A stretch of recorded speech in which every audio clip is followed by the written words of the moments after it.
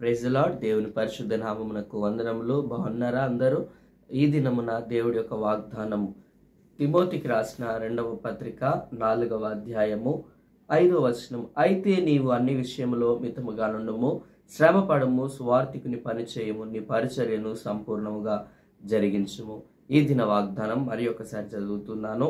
తిమోతికి రాసిన 2వ పత్రిక 4వ అధ్యాయము 5వ వచనం. అయితే నీవు అన్ని విషయంలో మితముగా నుండుము, శ్రమపడము, సువార్తికునిగా పనిచేయము, నీ పరిచర్యను సంపూర్ణముగా జరిగించుము.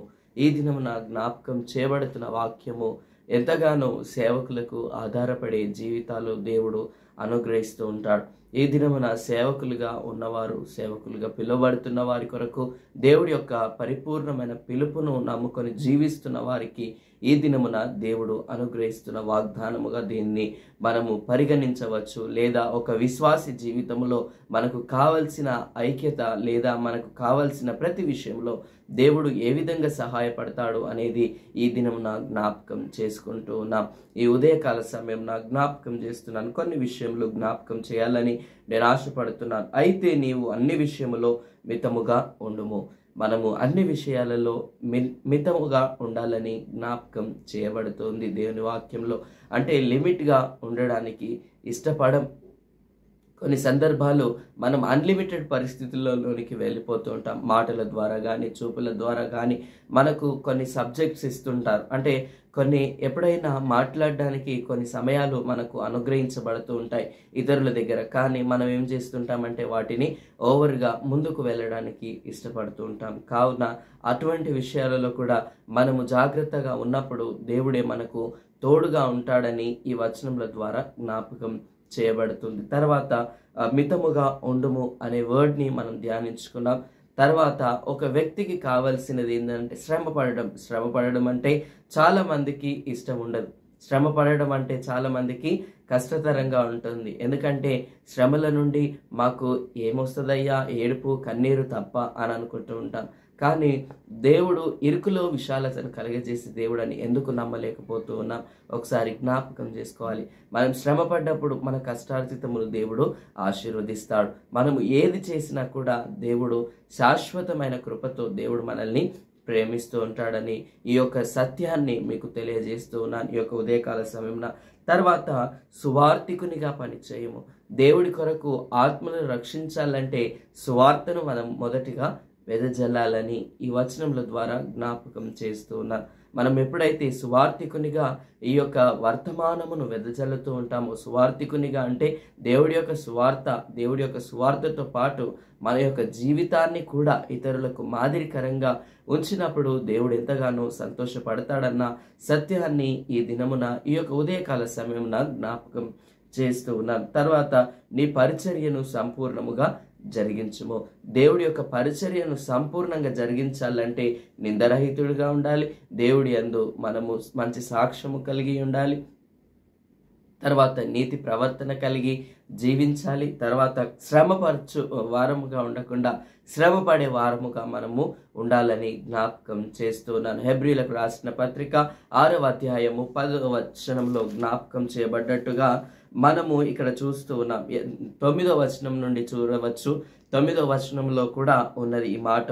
అయితే ప్రియులారా, మేము ఇలాగ చెప్పుచున్నను, మీరింతకంటే మంచిదియో రక్షణకరమైనదియునైన స్థితిలోనే ఉన్నారని రూఢిగా నమ్ముచున్నాను. మీరు చేసిన కార్యమును చూడండి, 10వ వచనం. మీరు చేసిన కార్యమును మీరు పరిశుద్ధులకు ఉపచారము చేసి ఇంకను ఉపచారము చేయుచుండుట చేత తన నామమును బట్టి చూపిన ప్రేమను మరచుటకు దేవుడు అన్యాయస్తుడు కాదు. మానవులు అన్యాయస్తులే. కాబట్టి దేవుడు అన్యాయస్తుడు కాదు అనే సత్యాన్ని ఈ దినమున దేవుని యొక్క లేఖన భాగంలో మనకు సెలవిస్తూ ఉంది. కావున మనము దేవుడి పైన ఆధారపడ్డప్పుడు దేవుడు ఎన్నడూ కూడా మనల్ని విడిచిపెట్టే దేవుడు కాదు అని గ్రహించాలి అని జ్ఞాపకం చేస్తూ ఉన్నాను.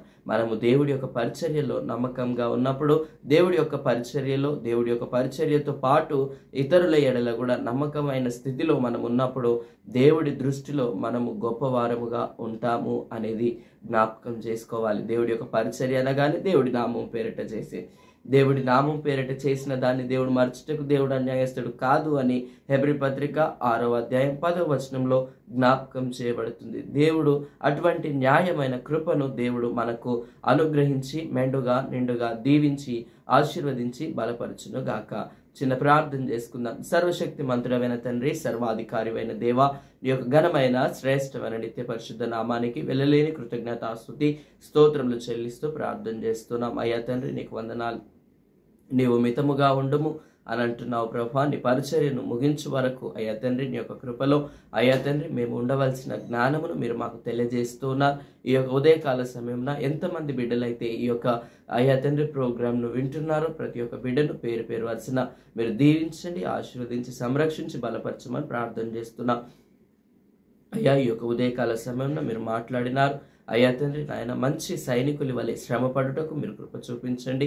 అయ్యా తండ్రి స్వార్థికుని పని చేయుటకు అయ్యా తండ్రి ఏ లోపము లేకుండా నీవే కృప చూపించమని ప్రార్థన చేస్తున్నాం. మాకు అనుగ్రహించబడిన పరిచర్యను మేము కొనసాగించి అయ్యా తండ్రి దానిని సంపూర్ణముగా జరిగించు మట్టుకు నీ యొక్క కృప దయచేయండి. అయ్యా తండ్రి లైవ్లో ఏకీభవిస్తున్న వారిని అయ్యా తండ్రి వారి కుటుంబాలను మెండుగా నిండుగా దీవించి ఆశీర్వదించి అయ్యా తండ్రి ఈ దినంన బర్త్డేస్ యానివర్సరీస్ జరుపుకుంటున్న వారిని పేరు పేరు వరుసన మీరు దీవించి ఆశీర్వదించి మేము పొందుకొనమని ప్రార్థన చేస్తున్నాం. అయ్యా తండ్రి ఈ దినమున అయ్యా తండ్రి నాయన అయ్యా తండ్రి దుఃఖములో ఉన్న వారిని మీరు జ్ఞాపకం చేసుకోనండి, ఆదరించండి.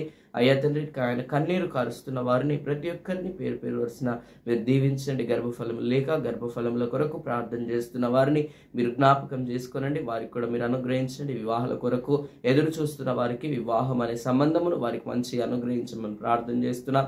శ్రేష్టమైన వాటిని శ్రేష్టమైన ఈవులను అనుగ్రహించండి. అయ్యా తండ్రి ప్రతి ఒక్కరిని మీరే జ్ఞాపకం చేసుకొని అయ్యా తండ్రి నాయన దేశమును దేశం యొక్క సరిహద్దులను మీరే నాయన నీ యొక్క కృపల రెక్కల చాటున భద్రపరుచుకొని నీ యొక్క నూతనమైన కార్యములను అయ్యా తండ్రి అనుగ్రహించి జరిగించి మీరే మేము పొందుకొనండి.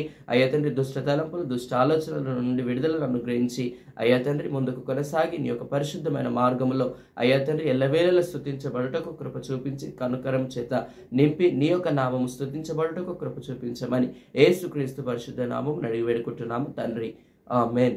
దేవుడు మిమ్ములను మీ కుటుంబమును మెండుగా నిండుగా దీవించి ఆశీర్వదించి బలపరచును గాక. ఆమేన్. గాడ్ బ్లెస్ యూ అండి. అందరికీ థ్యాంక్ యూ.